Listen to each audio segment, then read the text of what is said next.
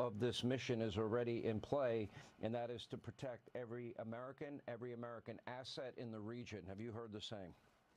Absolutely, Sean. These war plans have been honed for the last 20 years, and they are honed very frequently. Guess it would make a lot more sense if I turned my microphone on first. Off to a great start here today so far. It looks like we are heading towards a conversation where Donald Trump will give a speech before the nation to explain his role and what he thought his reasonings were for the attack on Iran today. You are seeing a lot of stuff coming out of both the television and Congress where they are suggesting that they are not too keen on this and what he has done. But overwhelmingly, the American people are going to be behind this. That's what the polls generally showed. And as long as this is basically it, then this will be seen as a pretty smart move. Now, is this basically it? I don't know the answer to that question. And neither do you. And neither do the people on the news. And the ones who are telling you they don't understand this, like Rachel Maddow, who has a big frowny face on her face right now, or maybe it's a serious face. I'm not so sure. But either way, she is basically telling you she doesn't understand why they did this. And he is going to come out and explain this in just a little bit to the nation. And that's exactly what he should do. And I'm 100% behind it. I said on both my radio shows, I believe it was yesterday, I guess it was Friday. I said, look, he said 2 weeks, within 2 weeks.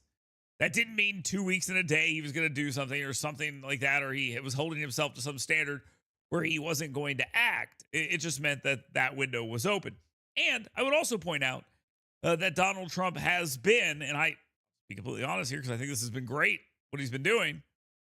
He's been pretty deceitful in these conversations. He has made it, I think, as murky as possible because he has went out and told people over and over and over again that, oh, no, I told the Israelis not to do this. Then the Israelis do it. We find out, no, they actually had said, go ahead and do it. And this was just about trying to convince Iran that it wasn't going to happen. He said, I'll address it in 2 weeks, does it the next day. I mean, or 2 days later, maybe. But this is exactly what needed to happen. And look, Iran brought this on themselves. Everyone should know that. Everyone should understand that there shouldn't be any questions about this. Because Iran would not be in the situation it was in right now had they not used Hamas to do what they did on October 7th. Had they not done that, what we saw happen here probably wouldn't be happening right now because there'd be less of a green light for it. Well, now you had a green light for it. Israel comes in, wipes out a lot of the air defense. Not that we needed that because we were far above where they could get, but it took out a lot of their military. And this is the opportunity to strike here and weaken them even further. Here comes President Donald Trump. We'll carry him live with minimal interruption from me. Massive precision strikes on the 3 key nuclear facilities in the Iranian regime: Fordow, Natanz, and Esfahan. Everybody heard those names for years as they built this horribly destructive enterprise. Our objective was the destruction of Iran's nuclear enrichment capacity and a stop to the nuclear threat posed by the world's #1 state sponsor of terror. Tonight, I can report to the world that the strikes were a spectacular military success. Iran's key nuclear enrichment facilities have been completely and totally obliterated. Iran, the bully of the Middle East, must now make peace. If they do not, future attacks will be far greater and a lot easier. For 40 years, Iran has been saying death to America, death to Israel. They have been killing our people, blowing off their arms, blowing off their legs with roadside bombs. That was their specialty. We lost over 1,000 people, and hundreds of thousands throughout the Middle East and around the world have died as a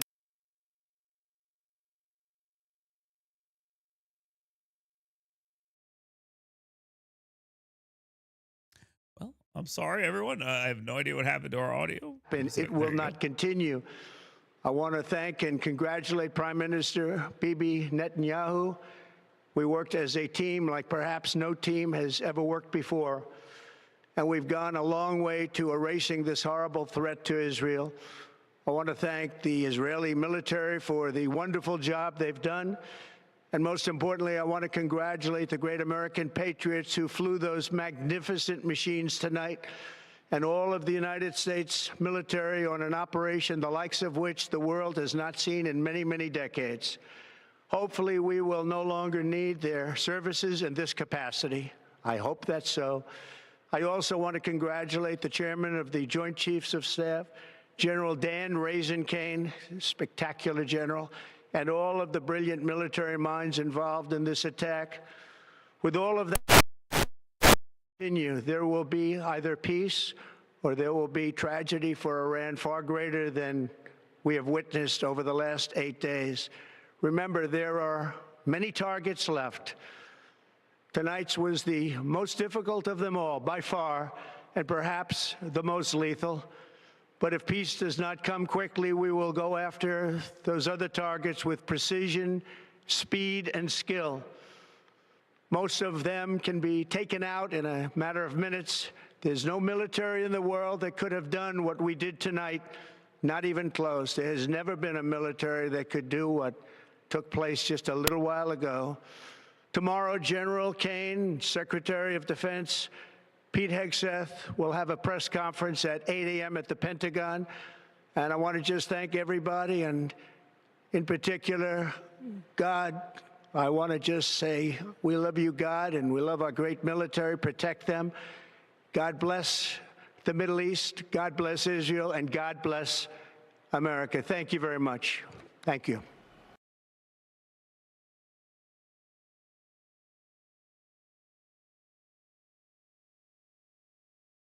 Not a lot to say there by the President of the United States, but I think he laid it out there pretty well. He said, look, we don't want to go any further than this. This is my takeaway from it. You can tell me if I'm wrong here. But basically what he said there is, we did this. We took them out. We took this out. We told them we couldn't have nukes. They said, we're going to keep trying to have them. So we removed it. Nobody else could have done it. We did it. We did it better than anybody else could have. And now it is up to Iran to decide how they want this to go next. That's their solution here. They can choose peace, or they can choose more of this. If they want to play with us, then we'll play back. I think Donald Trump is being somewhat serious here when he says this is it. He didn't say it in those exact words, but if they mess with our sites, they're going to pay. The seal has now been broken on this. If they do hit American interest, American soldiers in the region, as they are threatening, they're going to get more of this. And the Israelis have already put a pretty big beating on these guys at this point. And it is, I think, probably a stupid thing for them to respond, but they haven't really shown that they're being all that smart right now. Well, let's take a little look and see what we're hearing on the cable channels. Let's first jump in with MSNBC.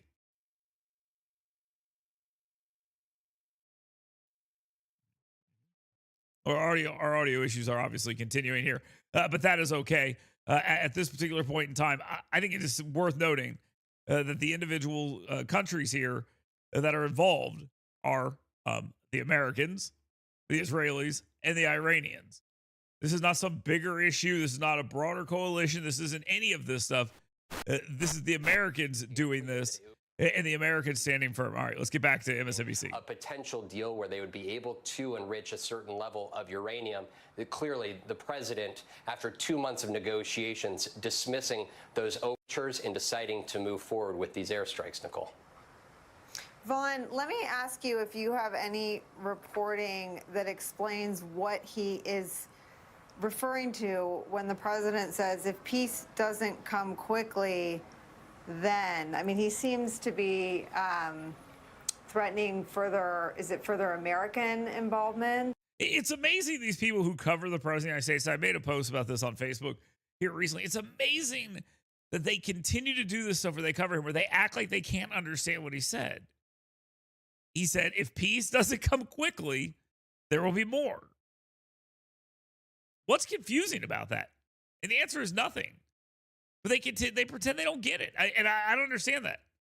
Trust us, we're experts, but we don't understand anything. Okay, sure. Not sure why we would do that, but sure. If that's what you want to kind of try to play yourself off as, go right ahead. But it doesn't make much sense to me to try to spin it that way if you don't actually know what you're talking about. So these guys are generally lost, and that's good. It's exactly where they are at all times.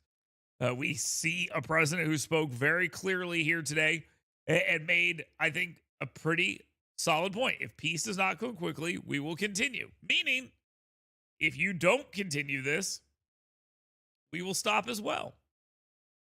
He didn't want this. And you got people like Marjorie Taylor Greene and others running around right now. Marjorie Taylor Greene just sent this tweet out. Every time America's on the verge of greatness, we get involved in another foreign war. There would not be bombs falling on the people of Israel if Netanyahu had not bombed the people of Iran first. She is not a smart person. I'm sorry. I just had to make that point pretty clear. She is not a smart person because Israel's been being bombed for years by all comers, and Iran involved as well in this, in their proxies. That's just stupid nonsense. And she says, peace is the answer. I had no idea she was a peacenik, but all right, sure, let's go with that. Let's jump into Fox News real quick. All right, Trey Yangst in Israel tonight. We'll get back to you. I want to go back to President Trump. He just made a statement. He addressed the nation a short time ago. The U.S. military carried out massive precision strikes on 3 key nuclear facilities in the Iranian regime, Fordow, Natanz, and he went on to describe in great detail what happened. Everybody heard those names for years, and he also did mention Farhon, the third site that was hit. Both Farhon and Natanz were hit with Tomahawk missiles from a U.S. submarine some 400 miles away. Fordow, that was the one that was buried deep inside the mountain. That was hit with not 1, not 2, but 6 bunker buster bombs. The conventional thinking leading into tonight, if tonight were to occur, was that we would only need 2. He was able to assure the nation tonight that the strikes were a spectacular military success and that Iran's nuclear enrichment facilities have been completely and totally obliterated. I want to hear more about that. I do. It's nice for him to say, but we're going to need some confirmation other than out of Donald Trump's mouth. I mean, that's an important piece of this. We need to get, over the next couple of days, we'll obviously learn more about this, but that's a very important piece of this. Us learning that this spectacular military success actually was, and that it quote unquote obliterated it. And yeah, I'll say that. Let me get some of these texts in here that you guys are sending in, or comments on Facebook and whatnot. Let's see here. He actually knows what he's doing! Exclamation point. Yeah, I would argue that he does in this case. Good stuff. Let's see. Marjorie Taylor Greene is certainly a moron. Iran isn't going to do squat. This was needed. This has needed to have happened for decades. And now with the president with the fortitude, he has finally done it. And yeah, so look, here we go. This is perfect stuff here. This is the perfect situation that I think the United States has found itself in. And this could be not the beginning of World War III, but the subversion of World War III. Let's check back in on Fox News. Patriots, those that flew those magnificent machines tonight, and all the United States military on an operation the likes of which the world has not seen in many, many decades. Hopefully, we will no longer need their services in. And then he went on to congratulate all of the people involved. And he said, this cannot continue. There will either be peace or there will be great tragedy for Iran, far greater than we have witnessed over the last 2 days. And he said, there are many targets left. Tonight's was the most difficult of them all by far and perhaps the most lethal. But if peace does not come quickly, we will go after those other targets with precision and speed and skill. So anyone who acts like they don't understand what is being said here, that's it. I mean, and that's it. We've hit this. There are other sites we could hit. If you want to mess around, we'll go hit them. And I think that's completely fair. What he's saying there makes complete sense. It makes total sense. And I don't know why they act like they don't understand it. Because it's all very simple to understand. Them. God bless the Middle East. God bless Israel. God bless America.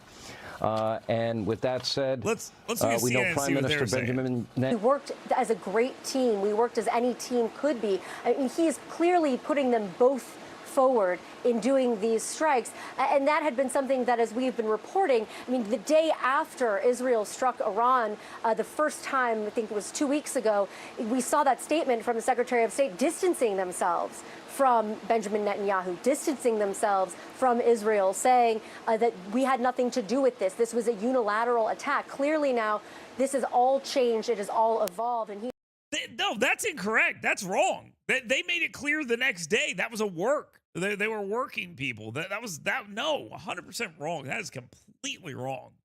Completely wrong. Again, you have a bunch of people out there covering this story whose entire worldview is predicated on the fact that they don't understand what's going on around them. Wow, that is bad reporting. We'll check back in with you a little bit. Fareed Zakaria also standing by. Fareed, I mean, this is moving very quickly. There's a lot of questions that remain. Benjamin Netanyahu is going to be addressing people here in Israel. We've yet to hear anything official out of Iran. What are you expecting? Well, the president's speech was quite striking and very different in tone from the way he has been talking about this conflict for weeks, maybe months. You know, for much of the time that he's been talking, he's talked about how he doesn't hold anything against Iran. He thinks of it as a great nation and a great people. He wants it to prosper. They just can't have nuclear weapons. This time, it was a much tougher speech, much tougher on the Iranians, talking about state sponsorship of terrorism, killing Americans, roadside bombs. So it seemed that the president had decided, having used military force, he now wanted to, you know, to amp up the pressure to force an Iranian series of concessions, if not, in fact, some kind of surrender. And what strikes me about it is, with Trump, you really do see the emotional temperature changing.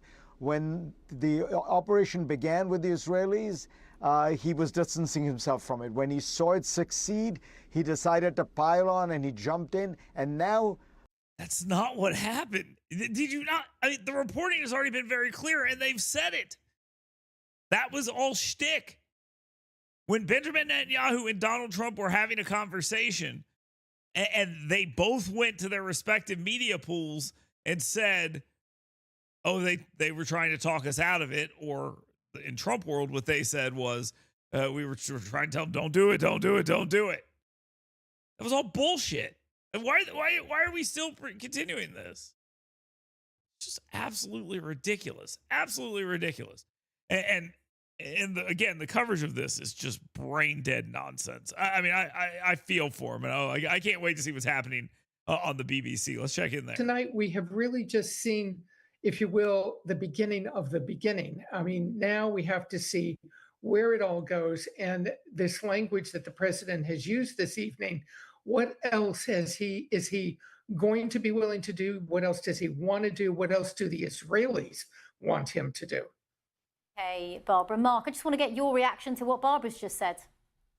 Well, first of all, I'd say it's great to hear Barbara Starr again. I've known her for... Yeah, you know why Barbara Starr's not on the news anymore? Is because she's a loser. And so they have told her, even CNN said, get the hell out of here. And BBC has now picked her up from her basement. She looks like hell. Determination. We're lucky to have her, aren't we, Mark? Oh, yeah. Please carry on. Yes. We picked up all the scraps from CNN. They discarded her into the garbage, so we picked her up, and now we're going to get her keen insight. The other day, she was whining on social media about the idea that Pete Hegseth was smashing a watermelon on the grounds of the mall, the National Mall, and how people were going to have to clean it up. Just absolutely absurd and insane delusion on her part. But yeah, she's the greatest ever. Standing that they no longer can revive it. So as Barbara said, this isn't over. We still got a ways to go. But I seriously am hoping that this is one and done by the United States. the more that we can convince the Iranians that this was an extraordinary situation that requires extraordinary measures, and we're not going to get into a protracted war with Iran, I think the sooner that the U.S. soldiers. That's not up to us. That's up to them. We're not going to convince them that we had to. This is terrible. We're not going to convince them, hey, guys, we really had to bomb you. I hope you understand. They're never going to understand that. You have to bomb them into submission. This is about making them stop doing what they're doing, not a conversation where you're going to be able to hold their hands and say, hey, guys, you guys really, you shouldn't have done that. I hope you understand that. That is not how this thing is going to go down. They're going to say, please stop killing us. Please stop the Israelis from killing us. Let us stay in power. I personally don't care about the freedom of the Iranian people. That's not our concern. If the Iranians want to raise up and deal with this, that's great. If we want to work on that behind the scenes or whatever, fine. But I think it's pretty clear Donald Trump is not looking at putting soldiers on the ground and regime change. We ain't doing that. Iran gets to decide how much longer this goes on. And it's all to their own detriment. It is. It's all to their own detriment. And look, I don't buy the whole terrorist proxies thing inside the United States. What are they waiting for? If we didn't do this, were they just going to sit back and live the rest of their lives as beer drinking Americans and not activate their terror cells? I just don't buy that crap either. The opposite is true. By the way, back to MSNBC. Interested in being involved in a war against Iran. What do you make of, to your point, the brevity, the lack of an articulation of a military strategy, the lack of an articulation of a consequence, the lack of a definition of what victory against Iran would look like? Well, because I think that he wanted to own it tonight. He wanted to own the success. But as we know, he didn't want this to happen even as early as, weeks ago, right? That the Netanyahu and the Israelis were pushing for this. The U.S. got into. Am I the only one that has been following the news? I mean, am I the only one that has been following this story? Is it just me? Seriously, it's a serious question. Am I the only one? Trump didn't want. I mean, it's a very weird question from Nicole Wallace, who's a terrible person too. She is asking, well, how come Donald Trump didn't lay out his whole entire plan for us? He did. Iran, you go boom. You don't want to go boom. You don't do anything else. Otherwise, you go boom. I don't know how much more he needs to articulate or how complicated this is. It's all very simple stuff here. Yet the people who are supposed to analyze and talk about this for a living seem to have no idea what the hell's going on. Are at risk. How much does this cycle of violence continue, or does it really push Iran back to a negotiating table in a very weakened state? The cycle of violence, by the way, the cycle of violence is something you say when you're talking about crime in neighborhoods. It is not what you're talking about war. I mean, good God, the cycle of violence. There's no cycle of violence here. There is Iran getting annihilated and America going, do you want some more? Would you like some more? These people suck. God, they're terrible. Watcher of Trump 1.0, but it is rare in terms of someone he handpicked and someone who had opposition from every corner other than the real MAGA diehards. There was some reporting, I think, in the Times this week that Hegseth wasn't part of small group meetings on this. There was a very public lobbying campaign. I mean, what is your sense or your... The reporting said that Gabbard wasn't a part of the meetings, and they came out and said that that's not true. So here we are again, just completely getting stuff wrong. Behind him, I mean, so obviously Hegseth was there, but J.D. Vance was there, Marco Rubio was there.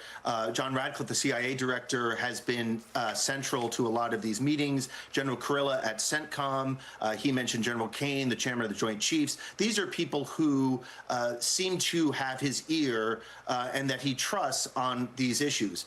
I think the Tulsi Gabbard case is interesting, not just because of who she is and what she represents ideologically, and we kind of know where she comes down on U.S. military interventions, but it is the idea that she does represent the position of the United States intelligence community, and this is a long-standing position of the United States intelligence community. This is not just what Tulsi Gabbard.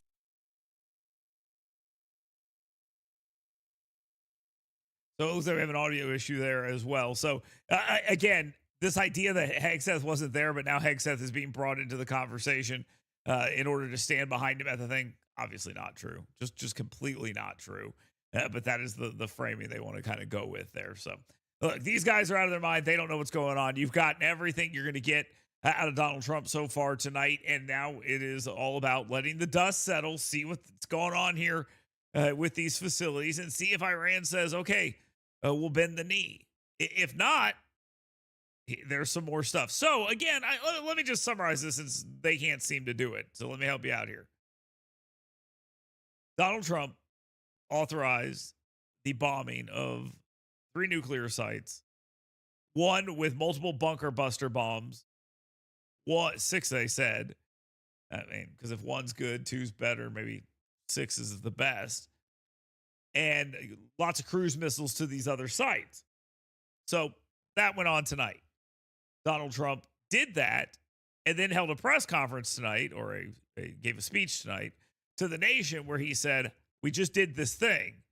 And if Iran wants this to continue, then they can keep trying to enrich uranium. They can keep launching attacks against Israel. They can keep doing the things they've been doing. If they want it to stop, well, that's up to them too. But we just obliterated your nuclear sites, and we can do a number to the rest of your stuff too. Now, let's remember why all of this is happening, okay? Well, let's remember this. You're going to see a lot of people say, oh, the Israelis started this. They drug us into this war. Oh, this is unconstitutional. War Powers Act. We have a conversation with the War Powers Act every couple of years. And you ever notice it never actually goes anywhere? That's theater. I'm not even interested in that conversation. Forget about that. The conversation that matters here is why this all happened. The Iranians decided, after they got all that money from Joe Biden, that not only are they going to work on their nuclear program, and by the way, you can whine, Donald Trump left the deal. Okay, that's fine. And then he told them, you cannot do this. And as soon as Joe Biden got in power, Joe Biden gave them a bunch of money, or access to their money, however you want to frame it. And then they started not only enriching uranium again, they also went out there, not that they probably ever really stopped, but they were at least being throttled a little bit. They also started funding more of their foreign proxies. So October 7th happens, and obviously they come in, slaughter 1,200 people, not all civilians, by the way.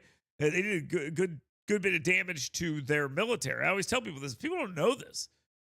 They went into what is the equivalent of the Israeli CENTCOM down at MacDill Air Force Base in Tampa, the equivalent of that, and wiped out a bunch of generals and stuff. I mean, that happened on October 7th too, but obviously the bigger story is they went and slaughtered a bunch of civilians. If they'd have just done that, the rest of the world would be like, whatever, who cares? That's what they would have done. Military target, all that stuff. You would not have seen a lot going on in that situation. You wouldn't have seen people getting upset and pissed off about that. I mean, the civilian thing was obviously the bigger deal. Anyway, so the Iranians did that. Their proxies decided they were going to go to war with Israel, and Israel said, okay, we've had enough of this. We're going to go to war with them. They wipe out Hamas by all intents and purposes. It still exists in a sense, but they are severely damaged, and they've got that issue in Gaza. Hezbollah decided they wanted a piece of this as well, and Hezbollah got blown all to hell. They're weakened significantly as well. The Houthis, another group that is aligned with Iran, is out there launching rockets and things and screwing around as well. Well, the Israelis went through and piece by piece started dismantling those entities. And we helped with the Houthis. I mean, but those entities got weakened significantly. So when those entities were weakened significantly, and I guess Israel thought they had that under control, well, then they started looking at Iran a little closer, and Iran was getting closer to getting to a nuke. And as Iran was getting closer to getting to a nuke, they said, okay, we've weakened all their proxies. Now let's take them out. And they went out and they did a number on their military over the last week. And after they did that number on their military, the Americans came in and did the rest. In this particular case, Israel is operating as the world's garbage man. They are taking out the trash. And they have done a decent job at that. So much so that we felt comfortable going in and saying, all right, we're going to hit these nuke sites now. That's what's happened here. Again, you cannot like it, but pretending like you don't understand it makes absolutely no fucking sense. Centrifuges. You need Back to a CNN. dozen centrifuges in some secret location somewhere in order to do it. That's, I think, the biggest threat. If the Iranians are capable to find a secret location where they can take the enriched uranium they still have, to take some centrifuges that they might still possess, put it all together, and try to dash for some sort of a nuclear device that they can. All right, I'm about done with my system here. I don't know why the sound's not working. So we're going to leave it at that. I'm not interested in what these people have to say anyway. It's a Saturday night. America did the right thing. Go drink an American beer. Kiss your American wife. And hug your American children. All right, there we go. Hopefully this is the subversion or the aversion of World War III and not the start of it. That's what I think this is. But if it is the start of World War III, at least the Iranians don't have the nukes. So we can say that's pretty good as well. We'll continue to follow this and see where this all lands. Thank you very much for watching. If you are seeing me for the first time, please go to my Facebook page, my Twitter page, at the Dale Jackson. Just give me a like or a follow or one of those things. And you can read and see more of my stuff. I host 2 radio shows every single day, one in Huntsville, Alabama, one in Chattanooga. I do a TV show every single week called Alabama Politics This Week.